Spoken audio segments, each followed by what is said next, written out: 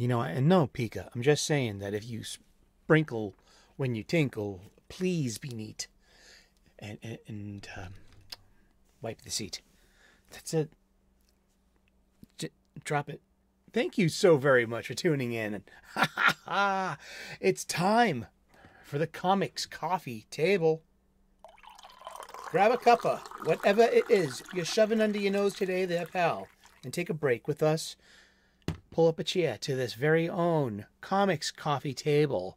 Pre-recorded, but before a live studio audience of my stuffed animals from our Boston studios, which is down the street from the corner. Cheers.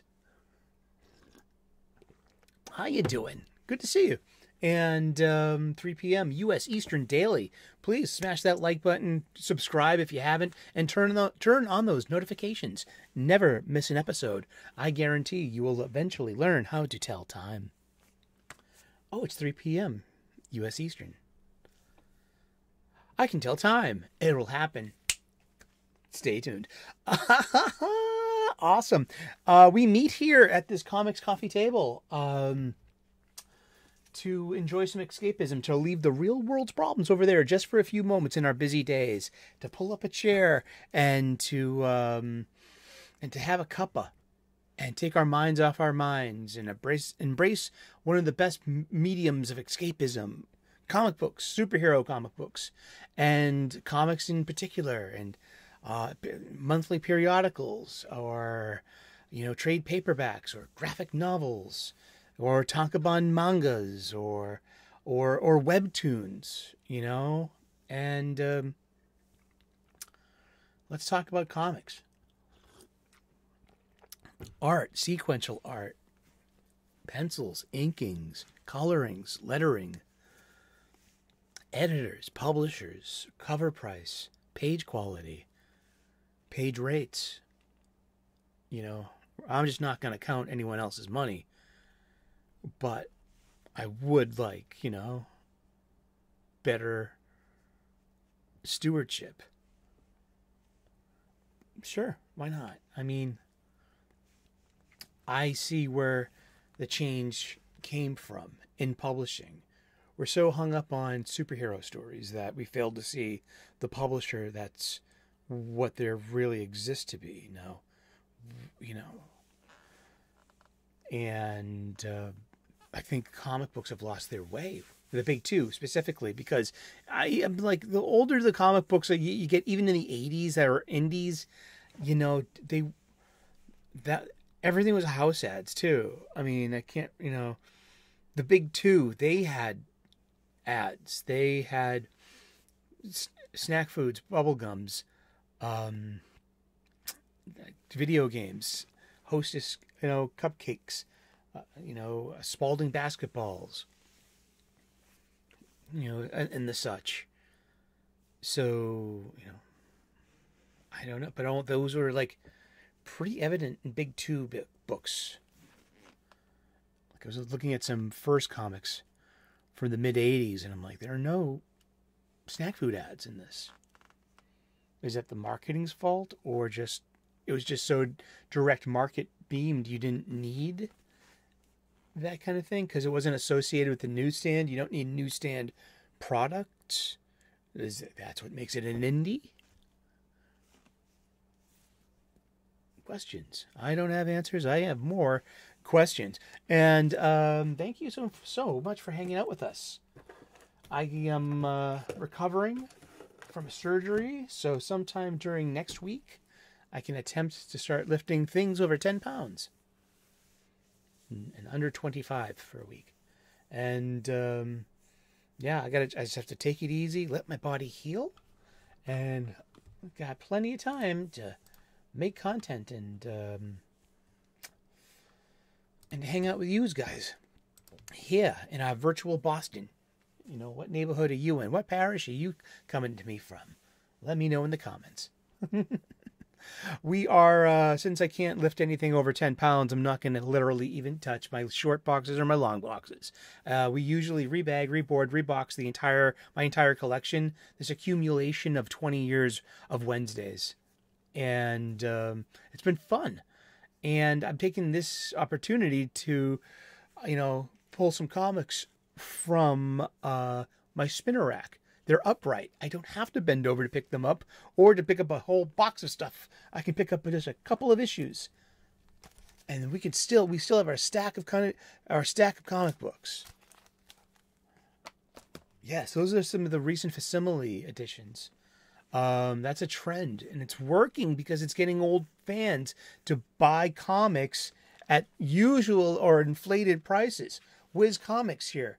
Look at that. It was a $6.99 cover price for a reprint of this issue. Same goes for DC's. DC published both of these.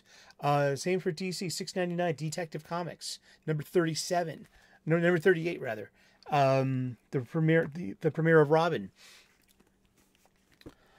These are 60-page Golden Agers. It was a different world, and it was a different publishing thing. Yeah, I mean, it's comic books are the history of the publishing industry. I really think it's this microcosm of the whole experience. You know, we see newspapers, you know, that are just they're changing too. Magazines, periodical magazines.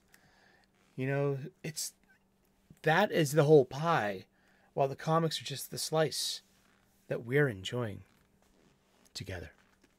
Let's get to it. So I'm revisiting the old show.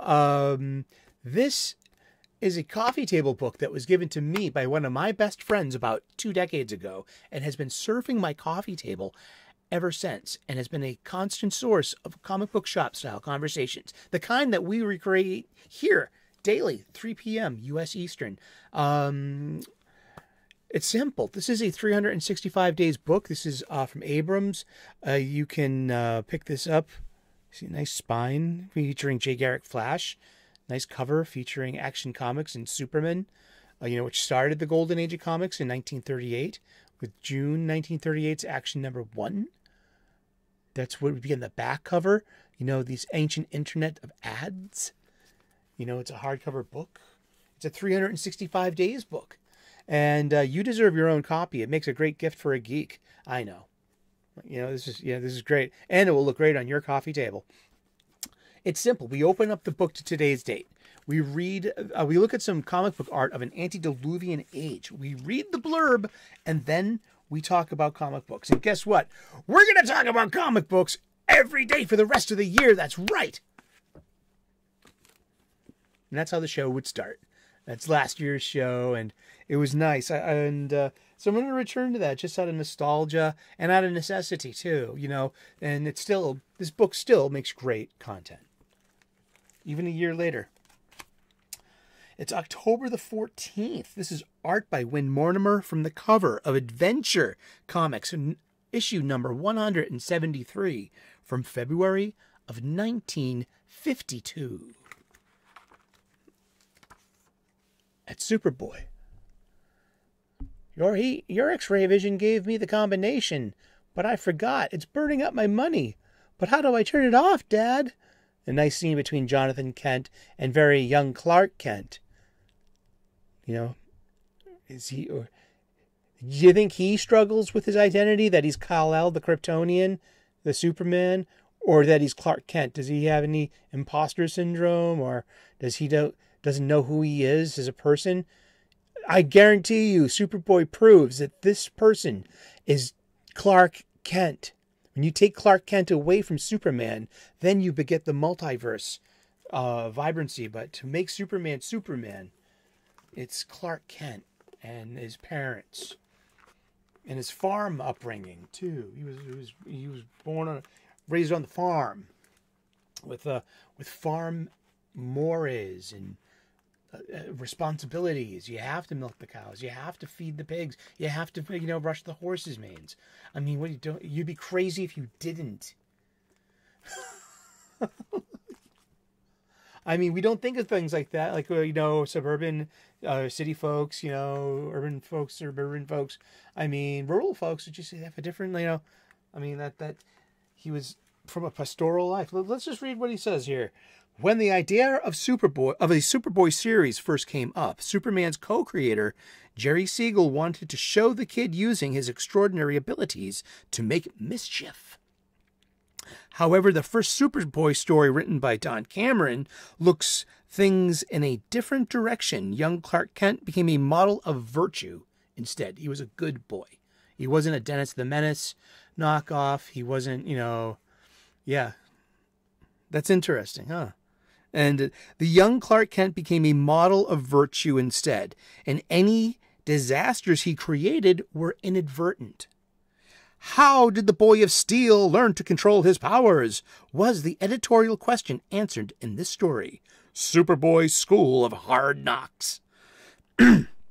Burning up your pop's bucks can certainly put a bump in the learning curve.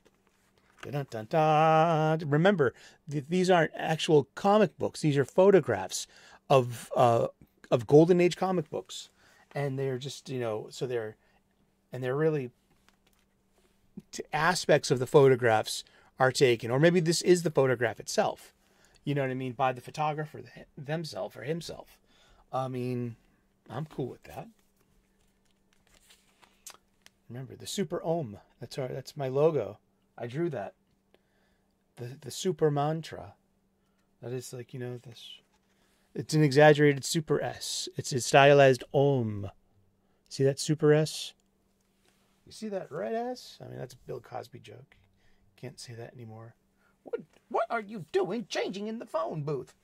I'm Superman. I bet you are. Get out of there. But don't you see this red S? Yeah, I'll give you a red S and a black eye and a, this 1960s humor. Stand-up comedy. But yeah, so that is so the golden age of comics run between 1938 and 1955. There is room at the end of that for between 1945 and 1955 to be referred to as the Atom Age. I got this from the glossary of the Overstreet Price Guide. Great addition to your collection. But conventionally, just everyone kind of just like, no, it's just the golden age. And that's from 1938 to 1955. Most people, it's been my personal experience that most places, unless you're really in maybe like an older fan or, Atom Age. Yeah, but it's for real. It is. That's why we have books. This is why we look stuff up.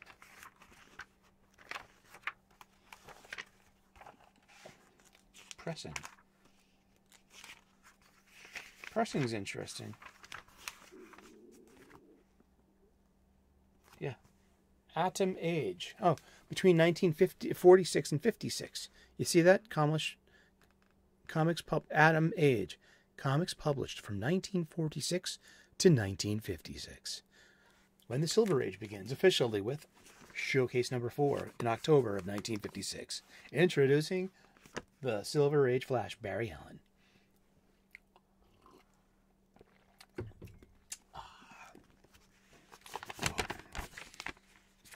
Funny.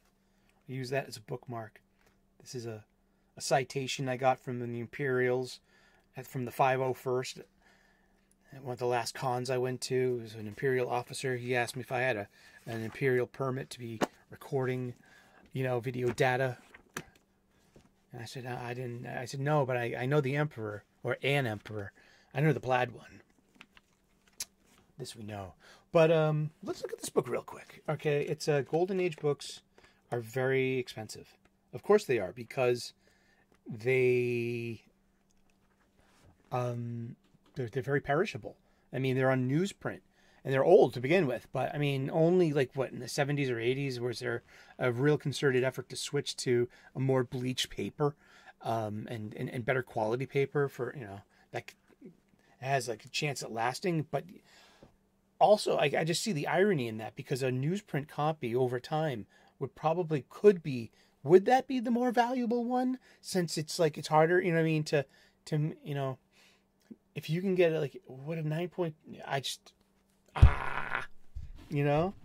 if you can make a newsprint copy of everything and sell it for $2.99 on the spinner rack.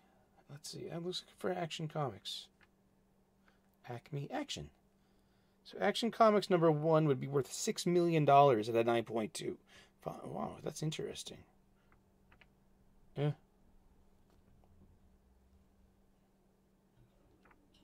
I think that's what it says. And issue 2 would be worth $260,000. And issue 19 would be worth $34,000 at a 9.2. Okay, now you can get Action Comics number 19 for $1,840 if it was at a 2.0. All right, and it would something that's probably on its last legs and about to literally not bite the dust but become dust. You know, because that's newsprint papers. They're gonna, you know, it's entropy. It's gonna happen. I mean, unless I don't know how you would preserve for that. But once again, we said that 10 cents in 1938 is $2.18 today on newsprint, 60 pages, filled with advertisements and prose stuff too. And it would I would love. We did this entire year hanging out and learning about the golden age of comics. I mean, this was fascinating to me. I love history, and it's such a unique lens to see the world through. The late 1930s to 1955 to like, those were like, you know, the years of World War II, and such an American perspective from this American art form, and even using American biased stereotypes, of course, of its day. And it's been this book is so enriching. I've really had a good experience. I would tell anyone, you know, hey, Christmas is coming. Someone you care about, you know, hey, like, oh, this is an interesting book. It's like, it was really suggested to me by an internet friend who loves comics as much as I do. It's just, I think you're gonna like this. And that's, you know, there you go. Interesting. Yeah, it's just, I've learned so much about the Golden Age, but I would love to have got a Golden Age comic book as a comic book fan, as a floppy, to manipulate, to read, like a reader copy. Those would go for what? I couldn't afford that. No way. I mean, it just, you know, so recently DC and Marvel have been reprinting old copies of old magazines. And so, like, this is not on newsprint. This is on, you know, it's not on the best paper quality too. I can tell you that much. But the paper quality is like that, you know, Premiere stuff that DC used like back in the day, in the late '80s and stuff. But this is 60 pages. Cover price is 10 cents. And probably, yeah, they got rid of that, so no one can say, hey, this is supposed to be 10 cents. No. That's the cover price. $6.99 for something that in 2023 bucks in the middle of the year would go for $2.18 for, you know, there you go. But who's buying this in the direct market? I mean, they're selling. These are pretty good. I mean, there's one part about the transparency of numbers that we all like to see, like who's winning. And it's not about who's losing. It's like I grew up on Casey Kasem's, you know, American Top 40. It was a 4-hour-long, you know, radio show on Sunday afternoons. And just like, but there's a pecking order. You get to number one, and then you fall from number one. Thriller, you know, was Thriller. You know what I mean? But even that was like, you know, and Def Leppard had how many, you know, top 10 hits? Seriously. Def Leppard. And, but yeah, these are 60 pagers though. And these are complete reprints of what you would have bought that day back in 1940.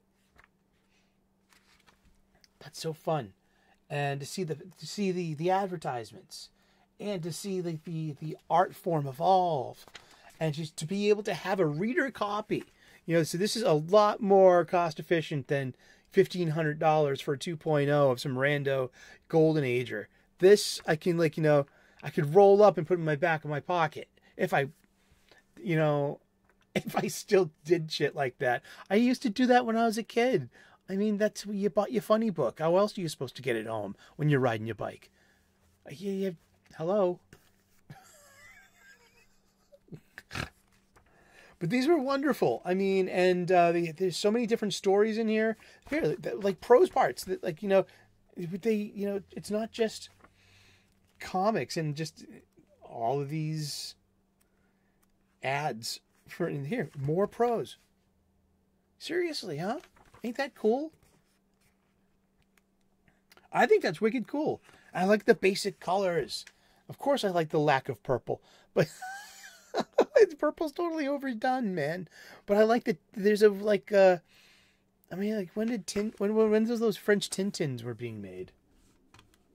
Let's look at that. Tintin. We never talk about Tintin.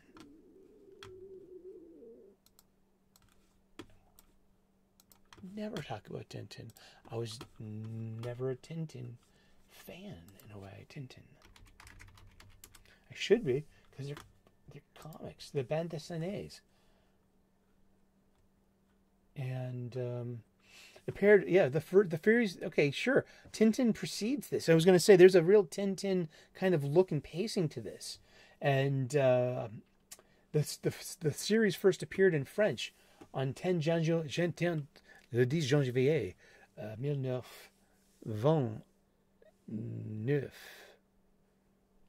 Did I say that right? The 10th of January 1929, and le 20e.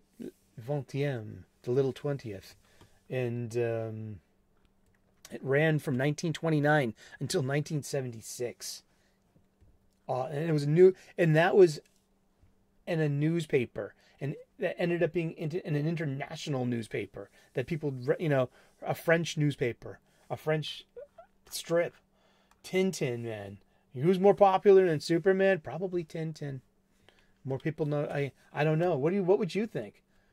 Maybe I should use a poll for the first time. You know what I mean? Be like, hey, I'm a stripper. I'm working on a poll. Hey!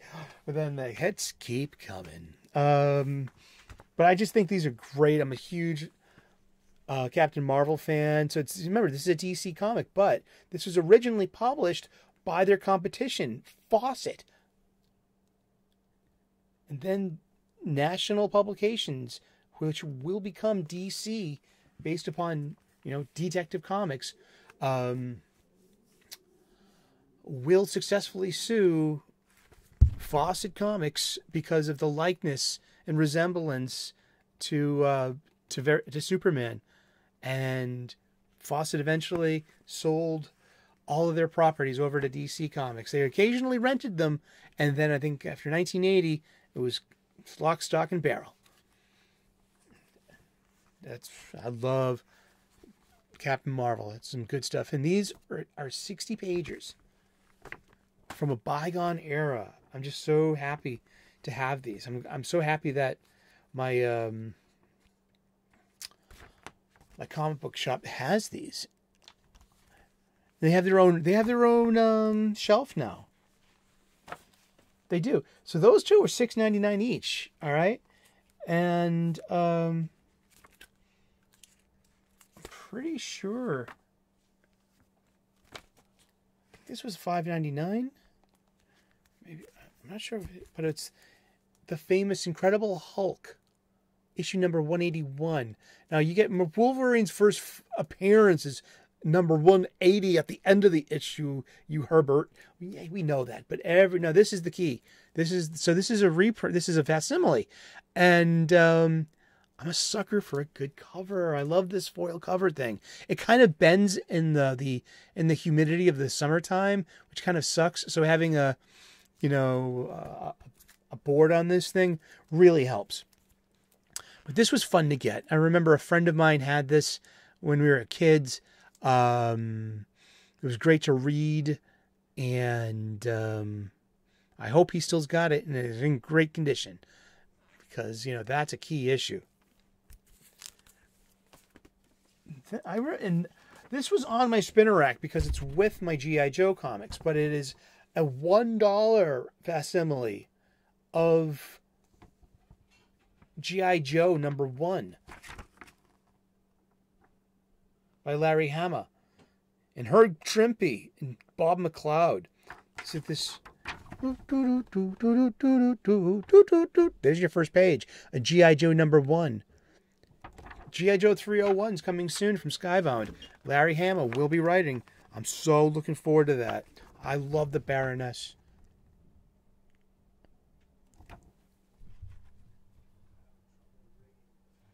You can see here the Baroness. That's the Baroness. Here we go. I shave my head. I can always paint my head like Kiss style or clown style in silver with black eyeliners and green little, green accents. Yes, Baroness. We could look for Cobra Commander together. Cosplaying. Call me. I don't know. Go to cons. Chat me up. And here we are, assembling the G.I. Joe team. I love G.I. Joe has a special place in my heart, but IDW is selling these for $1. So we'll look at the Adicia right here.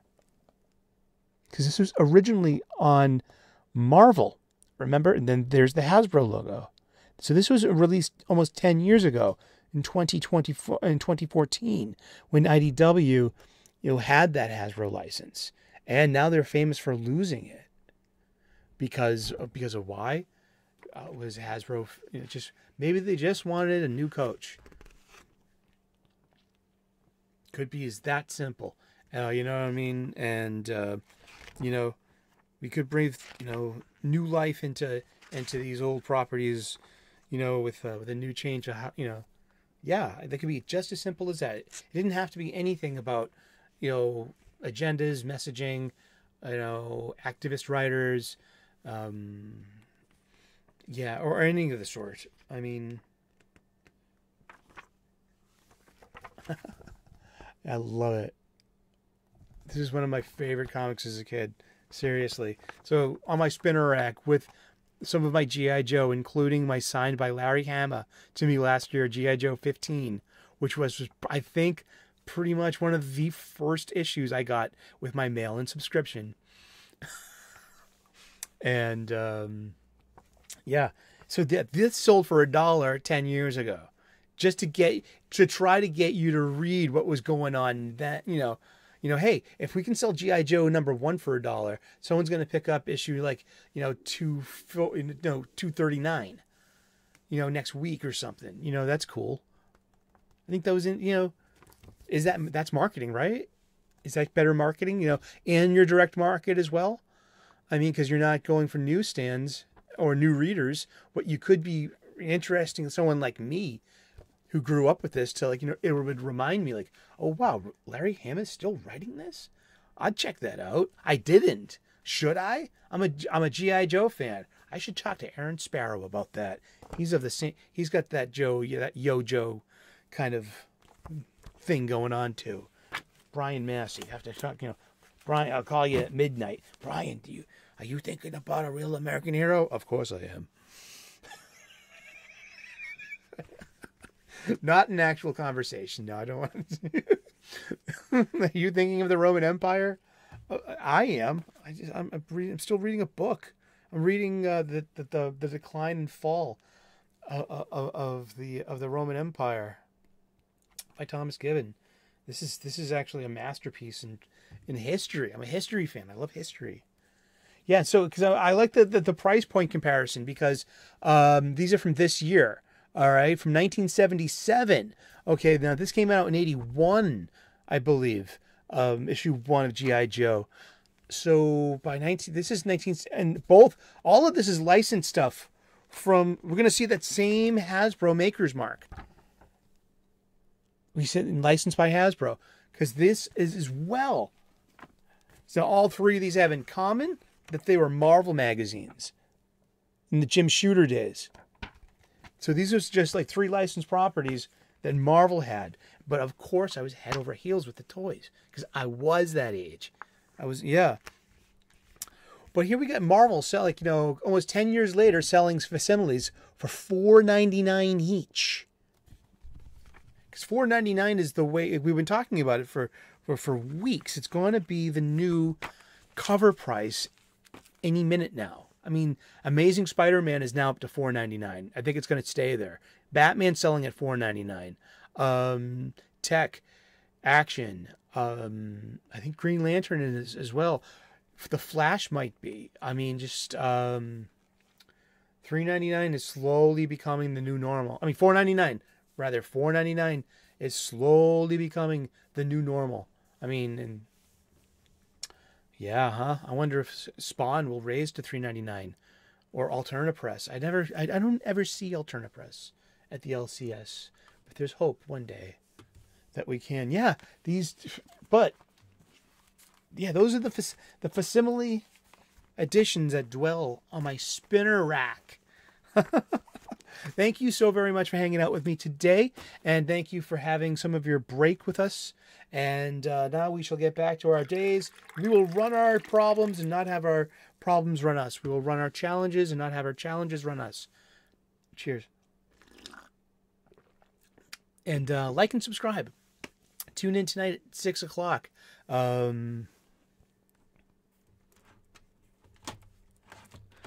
the 31 Days of Halloween.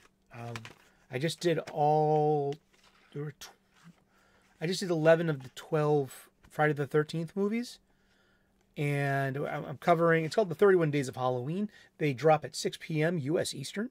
And if you like horror movies, tune in. I love horror movies. I'm of an age where the 70s and 80s slasher movies. That's actually the theme of this year's list. I'm covering a lot of these 70s and 80s and directly inspired by, movies. And I get a little room for some body horror in here. And we're definitely going to talk about some of those Ari Aster movies as well. We are. And I bought a Blumhouse 4-pack for $10. So that's $2.50 a movie. So I'm like, I'll take a chance on that. So we're going to do Halloween. So actually, because it's 70s and 80s slasher movies, it doesn't get any more 70s slasher movie than Texas Chainsaw Massacre that we covered last week, but also 1978's Halloween by John Carpenter. But for me, my wheelhouse is the original trilogy. I've seen 3 Season of the Witch so many times, and not even in decades. It was in constant rotation 1 year on pay TV on my grandparents' cable. I've seen Halloween 2 on late night TV so many times. Probably more times than I've seen Halloween 1. And I haven't, watched these movies in decades. I've never been really a big fan of them. But they're part of my upbringing, and they're very nostalgic, and I'm going to revisit those first. And then I will get to A Nightmare on Elm Street, and we're going to cover all of those. And we're going to end with Freddy's Dead, Jason versus Freddy. Not Freddy's Dead, because that's part of the series. We're going to end with Jason versus Freddy, which is the crossover movie, finishing both Elm Street and Friday the 13th. And cover these 2 80s slasher movies, full of the rules of slasher movies. And it's very nostalgic for me, and I'm having a great time with that. So yeah, that's just there you go, a shameless plug. 6 p.m. tonight. Turn on those notifications. You won't miss it. Seriously, thank you so very much for tuning in today, and God bless. Namaste. Good luck, and we will see you again in those funny pages. Ciao. Bye bye.